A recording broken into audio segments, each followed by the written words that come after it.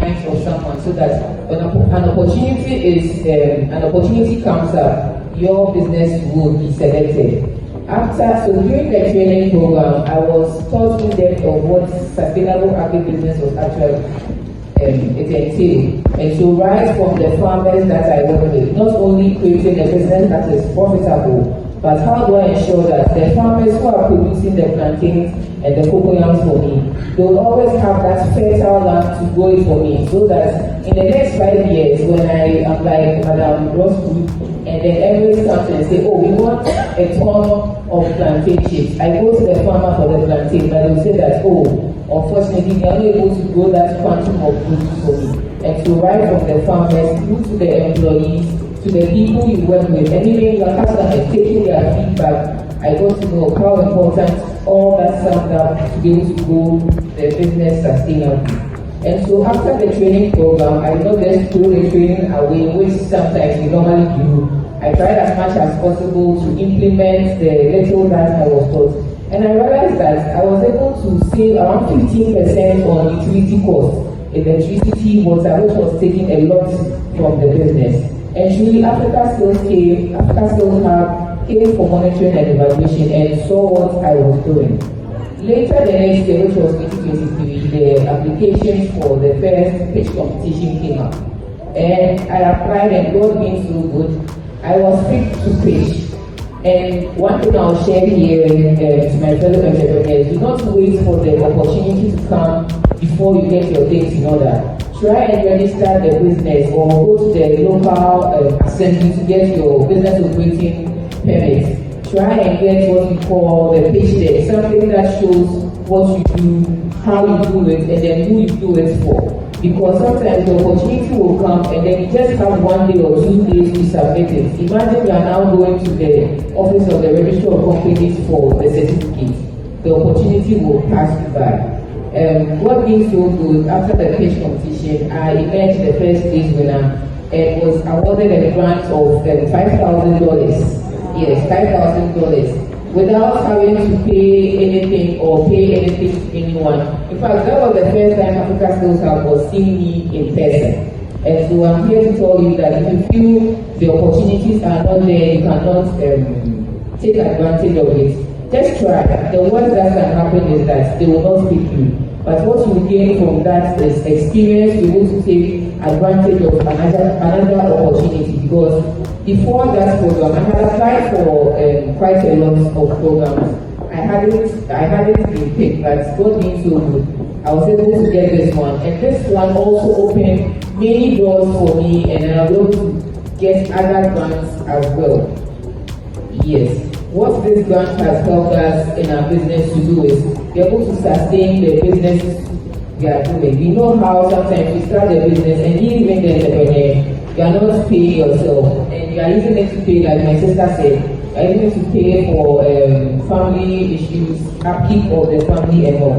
But through the grants, now I can probably say that I have an allowance I can give to myself, so that when these things come up, I can take care of them instead of dipping my hands into the business's money.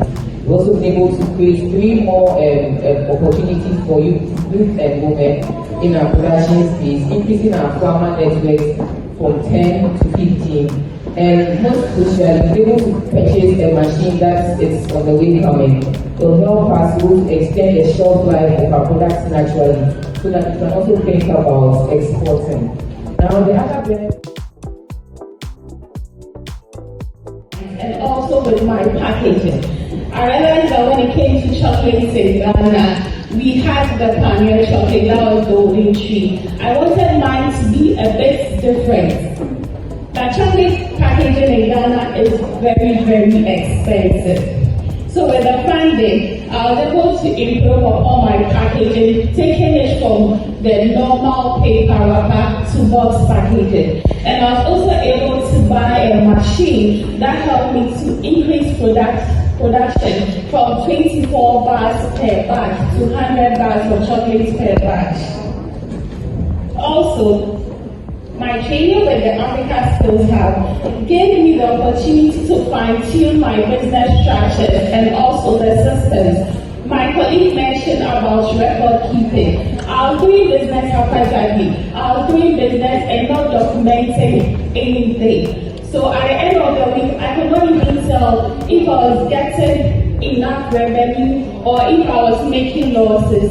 But the training that Africa Skills have gave me the opportunity to be able to rise down to the last detail and also know that in this month, sales are high due to ABC. As a business owner, you should be able to forecast and predict and know your high seasons and low seasons. You should be able to tell that within the month of November, December, people do a lot of patronage because of the festive season. And when we enter into January, September, because of school fees, patronage is low. But you will not be able to know all these things if you do not keep records of your business. So that is what Africa Skills helped me to do. Also, it also helped me to know the impact of my business on the community, to know if my business was being beneficial. Some businesses are beneficial, but they are not really impactful in the community. You can be running a business which you think the business is beneficial, but it doesn't have any impact. How can you be running a smoking business? It is beneficial to you. You may be making a lot of gains, but it's not impactful on the community and even the environment. So you should be able to know if your business has an impact. When you talk about impact, how is it beneficial to the people, the environment? So these are some of the things Africa Skills have helped me to do in addition to other things as well. Also, because of this, I was able to be strategically positioned. My colleague mentioned that you should be able to have your documents ready. Luckily, my business was registered, and because it was registered, I could keep proper records. And these were the things the funders or the funding partners look out for. When you are looking for funding, as for a loan or a grant, the key thing is good afternoon, everybody, once again, and all possible of them. My name is Sarah Amy, and I'm the CEO of AGRIBIZ Limited. We are the producers of Chidon Laundry Bags, 100% Ghanaian rice brand here in Ghana. So, as for me, I came to Africa Skills Hub, I think 4 years ago.